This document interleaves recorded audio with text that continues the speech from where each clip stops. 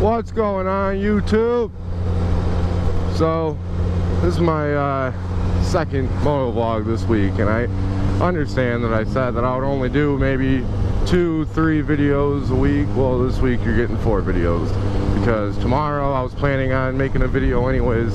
I'm going to a custom bike show, and they're also going to be having a bikini contest, and I plan on going and getting some good footage of the bikini contest for you guys, front row footage. And yeah, so that's what I plan on doing tomorrow. But you know, in my other moto vlog I made a comment about how Michigan weather just completely sucks, and it was probably about 38-40 degrees when I made that video, and that was only 2 days ago. Well, to my surprise, today was supposed to be shitty and raining, and it ended up being 70 and sunny. And obviously, when you have a bike that you rarely get to ride, and it's 70 and sunny, you go out and you ride the motherfucker. That's what you do. Well, I do have dinner reservations in a little bit, so I can't really run around too much, and we are supposed to be getting a storm here any minute, and the sky is a little bit dark. No big deal.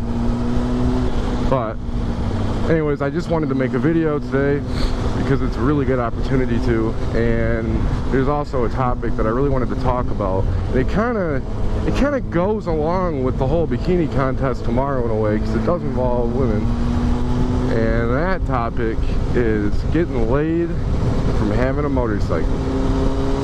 Yeah, a lot of people get into motorcycles because they think it's going to make them look cool and get laid. Women are going to be into them and want to go for a ride. And I'm just here to say that that is completely fucking accurate. Honestly, it really is. I mean, it depends on the guy who has the bike or the girl that has the bike, but it is pretty freaking accurate. And what I mean by that is there's a lot of girls who think motorcycles are just freaking awesome, always wanted to go on one, but they never did. So if you offer them the chance to go for a ride and they take it, odds are she's gonna go home with you. You got a pretty good chance that she'll go home with you. And I'm not trying to make it seem like, you know, women are just after material shit, but it's exciting. Motorcycles are fun and exciting, and it says a lot about your character. It makes you fun and exciting, and it gives them some kind of adventure. I'm not single, but when I was single, that was always my like go-to in a conversation with a girl is, hey, you know, I got a motorcycle, I'm not sure if you've ever been on one, give me your number, blah blah blah, we'll go out sometime. And 9 out of 10 times they just go nuts. Oh my god, are you kidding me? You know, and you just say, yep. Matter of fact, that's, yeah, the fucking asshole's not waving. Matter of fact, that's how me and my girl met 5 years ago.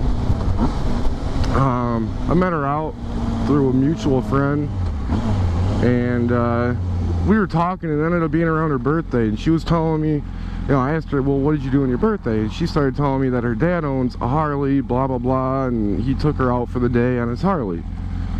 And I was like, oh, no kidding, I actually have a crotch rocket, blah blah blah, you ever been on one? And she said, no, never been on a crotch rocket, always wanted to, it looks fun. And I said, yeah, they are, blah blah blah, you know, what's your number, we should go out sometime. And she said, yeah, absolutely, gave me her number, and there was fireworks coming up. And I said, yeah, you know, I'll pick you up for the fireworks, and we'll take the bike. And she loved it. She goes, okay, yeah. So I picked her up on the bike, and we went to the fireworks, and that was it. We ended up dating. We've been together for 5 years. It's been a up and down 5 years, but we've been together for 5 years. And honestly, if I didn't have a bike, I was always kind of weird at icebreakers and shit like that. I mean, I've always had cool cars. I got a Camaro and a Jeep. I've always had cool cars, but for some reason the bike is what does it. You know, when you invite a girl out to go, you know, street racing or whatever in a Camaro, doesn't really have that romantic element. It's not really that interesting. But for the bike, yeah, that works. And I mean, sure, there's other girls that I've taken out on the bike and it never went anywhere, and they were too much of a pussy, really, and they really sucked at being a passenger. And I mean, that's a big thing too, is some people are just horrible passengers. They've never been on a bike, and you gotta worry about that too, because there's a certain way that a passenger has to ride, and they kind of have to understand that.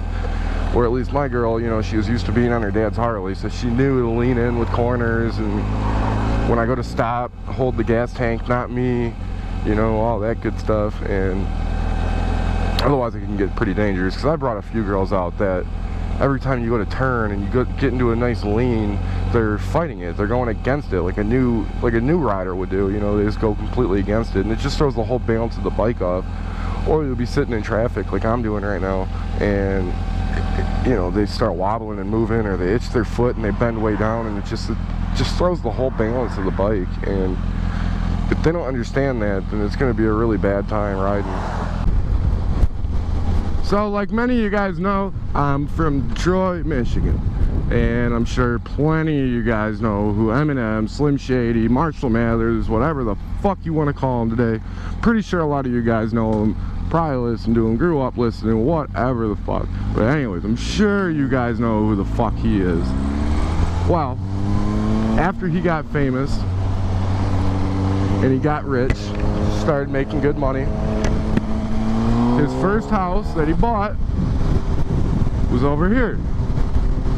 It's Clinton Township, Michigan. It's 10 minutes down the street from Detroit. And this is where he bought his first house. It was right over here. I'm going to show you the gated community. If the gates are open, we will go in. If not, then oh well. They do have security. You're not allowed in there. And it is trespassing if you do get caught. I've been in there a few times though. You can also get in through the woods. I don't recommend it because it is fenced, so you're getting in a lot more trouble. And this is it, right here on my left. It's a big gated community. So he still owns this house. The house is still his. Oh shit, the gate's open. Okay, we're gonna go turn around and take a ride through there. I don't remember exactly which house it is. I might remember when I see it. But he still owns the house. He just doesn't live there. One day I'll bring you out to his house where he lives. He moved a while ago after him and Kim split up. He ended up giving Kim this house, and his daughter Haley and Kim lived over here. Haley went to the school 5 minutes down the street. I have a few friends that know her. She's beautiful, and I'm really sad to say that I guess she's a pretty big asshole. I guess she's really rude. She's such a beautiful girl though. She goes to college here in Michigan. I do know people who know her, and could you imagine bringing a girl like that to prom or something, or homecoming? You know, her dad is frickin' Eminem, and you're bringing her to homecoming, picking her up. I just don't know how you would ever please a girl that grew up with that much money. But anyways, I'm gonna bring you guys in here. I'm gonna turn around. It's got a shitload of gravel over here.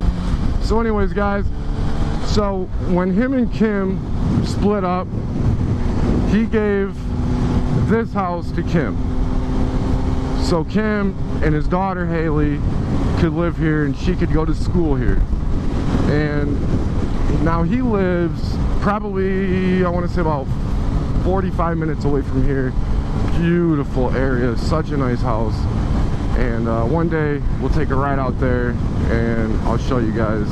I'll also show you guys Kid Rock's house and all that stuff. Kid Rock, man, he's got a lot of houses in Michigan, up north, in Detroit, random neighborhoods. I mean, he owns a lot of property here.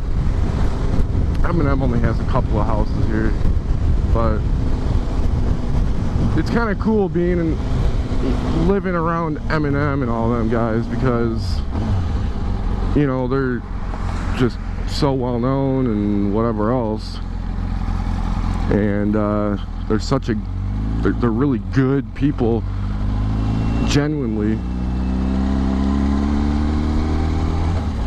Shit, Shit. I heard a buzzing at that gate. I hope it's not closing. That would suck. But here's the neighborhood. I mean, just take a look at these houses. Actually, that might be it right there. I'll know for sure here in a minute. I want to say it's down here more. This is just basically a big loop of a bunch of rich assholes. A lot of beautiful houses in here. Let me just look at this. And the weird part is, it's not even that like rich and nice of a city. The city itself has a lot of pretty shitty areas. So I'm really not too sure what made them want to build this big ass beautiful subdivision in this city. I know it's Westchester. I'm gonna say it's down here on the right. I'm sure one of you guys will see it on Google and leave a comment telling me which one it is, but I want to say it was that first one that we entered, because I know it's against this side over here. But anyway, so this was the first house that he bought after he got money and fame. It's a beautiful house, but not, I mean, the one that he has now is just blows it out the park. I mean, yeah, I'm pretty sure it's that one right ahead of us. Yep. And if I remember right, it was actually the CEO of Kmart. I don't know if they even have Kmarts in any other area of the country. I'm really not sure, but I'm pretty sure that the house that Eminem bought over here used to be the CEO of Kmart's house. Man, now I get to look cool as fuck pulling out of here like I got money and shit. You know, they're gonna be like, well, why is he riding a fucking old ass R1 then?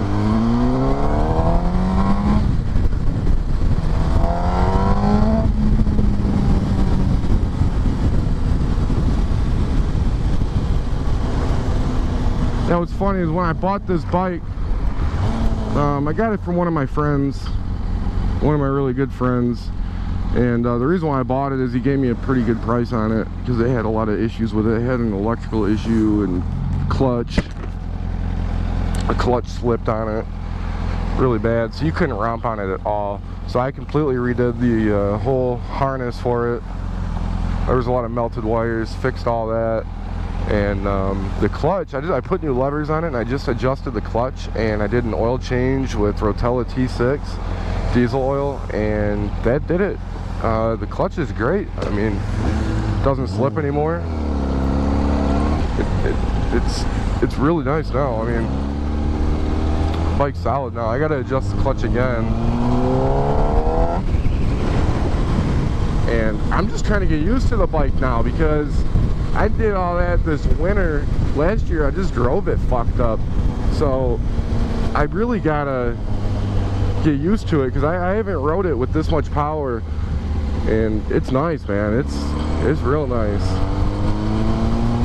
I've only had CBR 600, so going from a CBR 600 to an R1 is pretty cool.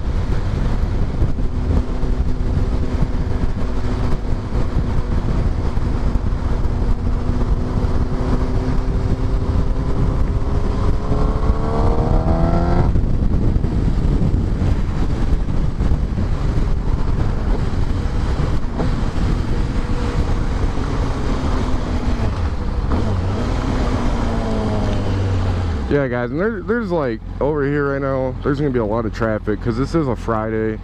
I'm sure the video is gonna upload on a Saturday, but right now it's a Friday and it's during rush hour. I mean, that thing is literally 5 o'clock right now. Yeah, so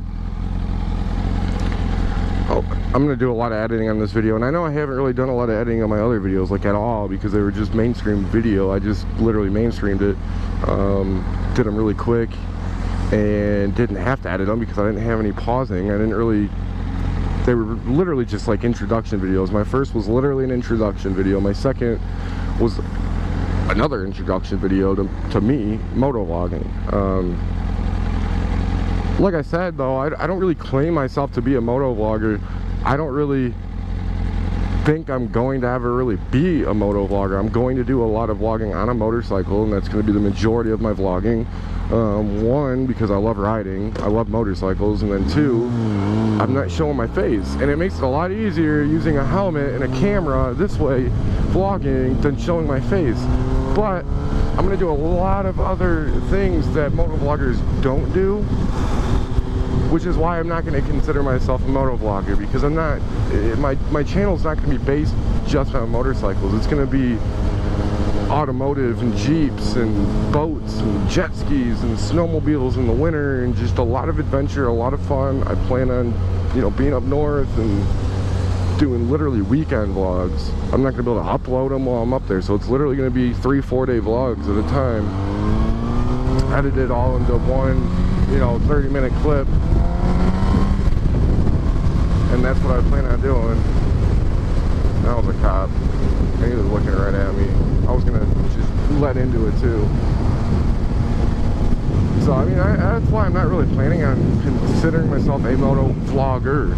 But I will, when I do make moto vlogs, that is what it is a moto vlog. So I'm going to call it that. You know, it is what it is. I don't want to step on people's toes. I don't want to, you know, overpopulate moto vloggers, because there already is just so many moto vloggers. Every 5 minutes another moto vlogger starts a channel. I want to be different and original. I don't want to copy somebody else's ideas. I want to be my own entity. I want to make my own lane, and that's what I plan on doing. So, you know, it is what it is. Once my channel starts picking up and gets traction, you know, a lot more interesting things are going to come into play. I'm going to do, you know, out-of-state riding. Last year, I was in Hawaii, running a Harley in Hawaii, toured the entire island on Hawaii. You know, shit like that would be great footage. I think a lot of people would be interested in stuff like that. You know, I also did glider planes and a bunch of other shit, submarine, helicopter ride, all that. So I'm not going to call myself a moto vlogger, because I don't want to limit myself. And I think when you call yourself a moto vlogger, you start to limit yourself. That's what people expect from you. And I don't want people to expect that from me. Kids are giving me a thumbs up. That's awesome. You know, I want people to expect good content, funny, creative, and adventurous. You know, like I said, once I start picking up traction and my page starts getting more people and subscribers, and that's when things will really start to get good, because right now my computer is a Windows 7 32-bit, and I'm going to be buying a new Windows 64-bit so I can do better editing and more software. But until then, my videos are kind of just going to be plain and cut down and just me talking. I'm not going to have crazy intro or none of that yet. So we'll see what happens. Alright guys, well, I'm going to wrap the video up. I'm going to leave the camera on in case anything interesting happens, but I'm going to wrap this video up. So do me a favor if you watch this all the way to the end, which I don't blame you if you didn't, but if you did, thank you. You mean so much. I really appreciate that. Just go ahead and do me a favor. Like, comment, subscribe, all that good shit, but mainly just comment and interact. I do this because I want to interact with people. I want to have dialogue. I want to have conversations with people from all around that I normally wouldn't be able to. And one more thing that I need from you guys, if you could, please comment how you found my video. That would mean so much to me if you could just comment and just write in there where you found my video. Alright guys, until tomorrow, see ya.